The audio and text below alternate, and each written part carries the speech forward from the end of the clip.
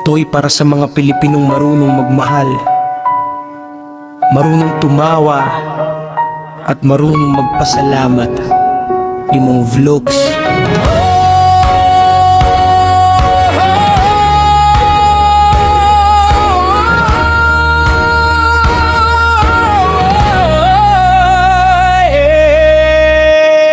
May dumating na panauhin mula sa malayong bayan. Hindi niya inasahang ganito ang pagtanggap. Ngiti ng Pilipino ang agad niyang nasilayan. Parang matagal nang magkakilala ang bawat isa. Sa kalsada at sa mga tahanan, pangalan niya'y naging usapan.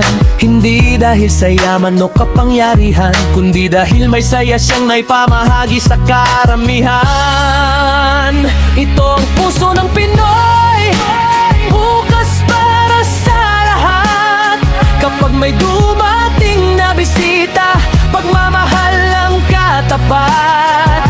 Mula sa aming puso hanggang sa iyong paglalakbay, dalhin mo ang alaala ng Pilipinas na tunay. Ito ang puso ng Pinoy, masayahin at tapat. Sa bawat ngiti at pagbati, may bagalang na sapat. Kaya salamat sa pagbisita sa aming bayan. Mananatili kang bahagi ng aming alaala kailanman. Marami mang wika at maraming pagkakaiba, kayang paglapitin ng simpleng pagpapahalaga.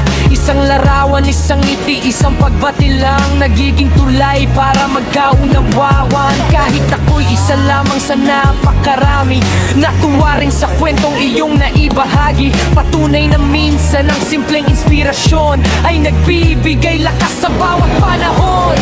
Hindi man tayo magkakilala ng lubos, umabot pa rin ang saya hanggang sa puso at sa bawat Pilipinong iyong napangiti. May pasasalamat na hindi madaling mapawi. Ito ang puso ng Pinoy, bukas para sa lahat. Kapag may dumating na bisita, pagmamahal ang katapat.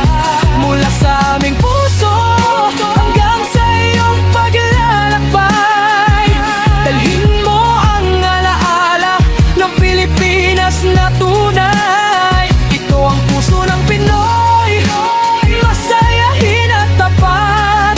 Sa bawat ngiti at pagbati, may paggalang na sapat.